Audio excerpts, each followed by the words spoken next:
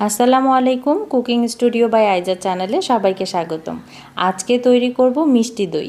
যাদের দই প্রপারলি বসে না বা দই উপর থেকে জমলেও ভিতরে পানি পানি থাকে, আজকে আমি যেভাবে দইটা তৈরি করব এভাবে দই বানালে দইটা কিন্তু একদম পারফেক্টভাবে জমে যাবে। আর আমার রেসিপিটা ভালো লাগলে আমার চ্যানেলটা সাবস্ক্রাইব করার অনুরোধ রইল।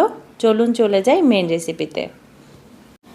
যে পাত্রে দুধ জাল করব সেই পাত্রে সামান্য পানি দিয়ে দিচ্ছি, তাহলে দুধটা নিচে লেগে যাবে না। এখানে মেজারমেন্ট কাপের 4 কাপ দুধ নিয়ে নিচ্ছি, আর মেজারমেন্ট কাপের 4 কাপ দুধে 1 লিটার দুধ হয়। এরকম একটা চামচের সাহায্যে 1 চামচ দুধ একটা বাটিতে নিয়ে নিচ্ছি। এখন এই দুধে অ্যাড করছি 1/3 কাপ পরিমাণ গুঁড়া দুধ। গুঁড়া দুধটা এমনভাবে মিক্সড করে নিতে হবে যেন কোনো ধরনের লাম্পস না থাকে। আর এই দুধের মিশ্রণটা একটু পর ব্যবহার করছি। এখন দুধটা ভালোভাবে জাল করে নিতে হবে। দুধে বলক চলে আসলে অ্যাড করে দিচ্ছি গুঁড়া দুধের মিশ্রণটি। গুঁড়া দুধ দিলে দুধটা কিন্তু একটু কম জাল করলেও চলবে। দিয়ে দিচ্ছি হাফ কাপের অর্ধেক চিনি। এখানে মোট হাফ কাপ চিনি আজকে আমি ব্যবহার করব। অর্ধেকটা রেখে দিচ্ছি ক্যারামেল তৈরি করার জন্য। চিনিটা আপনারা আপনাদের স্বাদ অনুযায়ী বাড়িয়ে বা কমিয়ে দিবেন। যেহেতু আমি আজকে গুঁড়া দুধ ব্যবহার করছি, দুধটা আমি 100 গ্রামের মতো জাল করে কমিয়ে নিয়েছি। যদি গুঁড়া দুধ না ব্যবহার করতে চান তাহলে 1 লিটার দুধ জাল করে 750 গ্রাম করে নিতে হবে।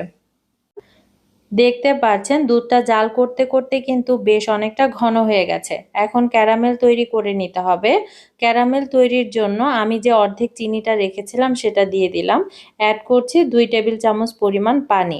এখন নেড়ে দেওয়ার কোনো প্রয়োজন নেই, অপেক্ষা করতে হবে এটা গোল্ডেন ব্রাউন কালার হয়ে আসা পর্যন্ত। যখন সুন্দর এরকম একটা কালার চলে আসবে, এখন দিয়ে দিচ্ছি 1 কাপ পরিমাণ দুধ।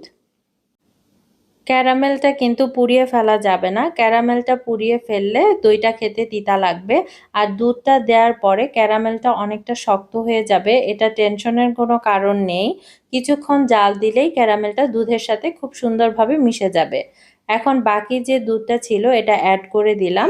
এখন ভালোভাবে মিশিয়ে নিতে হবে। যেহেতু আমি গুঁড়া দুধ ব্যবহার করেছি, আমি খুব বেশি জাল করব না, 2 থেকে 3 মিনিটের মতো জাল করে নিলেই হবে। এখানে আধা কাপ পরিমাণ মিষ্টি দই নিয়েছি, আর এটা মিষ্টির দোকান থেকে কিনেছি।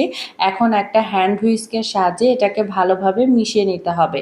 আপনারা এখানে মিষ্টি দইয়ের পরিবর্তে আধা কাপ পরিমাণ টক দই দিয়েও কিন্তু দইটা তৈরি করে নিতে পারবেন। এখন একটা মাটির পাতিল নিয়ে নিলাম, দিয়ে দিচ্ছি সামান্য পরিমাণ দই। আর একটা ব্রাশের সাহায্যে পুরো পাতিলে আমি দইটা এভাবে মাখিয়ে নেব। আর পাতিলটা কিন্তু অবশ্যই শুকনা থাকতে হবে, কারণ ভেজা পাতিলে যদি আপনারা দইটা তৈরি করেন তাহলে কিন্তু দইটা ভালোভাবে বসবে না। যে দইটা নিয়েছিলাম সেটা এখন দুধের মধ্যে দিয়ে দিচ্ছি। আর দুধটা কিন্তু খুব বেশি গরম বা ঠান্ডা অবস্থায় এই দইটা দেওয়া যাবে না। দুধের টেম্পারেচারটা এমন থাকবে যেন একটা আঙ্গুল চুবিয়ে সহ্য করা যায়। এখন একটা হ্যান্ড হুইস্কের সাহায্যে খুব ভালোভাবে মিশিয়ে নিচ্ছি। আর এই কাজটা কিন্তু খুব ভালোভাবে করতে হবে। দুধের সাথে দইটা ভালোভাবে মেশানো হয়ে গেলে মিশ্রণটা একটা জগের মধ্যে নিয়ে পাতিলের মধ্যে ঢেলে দিচ্ছি। আর এভাবে জগের মধ্যে নিয়ে ঢাললে চারপাশে আর ছড়িয়ে পড়বে না, ঢালতে সুবিধা হবে। এখন যে কোনো ধরনের একটা ভারী কাপড় নিয়ে নিতে হবে, আর পাতিলটা মাঝখানে বসিয়ে চারপাশ থেকে এভাবে ঢেকে দিতে হবে। আর এভাবে ঢেকে আমি অপেক্ষা করব 8 থেকে 10 ঘন্টার মতো। এর মধ্যেই কিন্তু দইটা খুব ভালোভাবে জমে যাবে। এখন এই পাতিলটাকে একটা গরম জায়গায় রেখে দিচ্ছি। আমি দইটা রাতে বসিয়েছিলাম, আর এখন আমি সকালবেলা এটা খুলছি। আর এখন খুলে আপনাদেরকে দেখিয়ে দিচ্ছি দইটা আসলে কেমন হয়েছে। দেখতে পাচ্ছেন নিশ্চয়ই দইটা কিন্তু একদম পারফেক্টভাবে জমে গেছে। একটু কাছ থেকে দেখিয়ে দিচ্ছি দইটা আসলে কেমন হয়েছে। আর এভাবে একটু নেড়ে দেখিয়ে দিচ্ছি দইটা কতটা পারফেক্টভাবে বসেছে। এখন দইটা পরিবেশন করে নিতে হবে। আর দইয়ের এক পাশ থেকে কেটে দেখিয়ে দিচ্ছি দইয়ের ভেতরে কোনো ধরনের পানি আছে কিনা। দইয়ের ভেতরে কিন্তু একটুও পানি নেই। আমরা যে দইটা দোকান থেকে কিনে খাই ঠিক সেরকম সুন্দরভাবেই কিন্তু এই দইটা বসেছে। আর এর টেস্টটাও কিন্তু সেম টু সেম দোকানের মতোই পাবেন। আজকে আমি দইটা যেভাবে তৈরি করে দেখালাম ঠিক একইভাবে যদি আপনারা বাসায় এই দইটা তৈরি করেন তাহলে আপনাদের দইটাও কিন্তু এরকম পারফেক্ট হবে আর সুন্দরভাবে বসে যাবে। আজ এ পর্যন্তই, সবাই ভালো থাকবেন, আল্লাহ হাফেজ।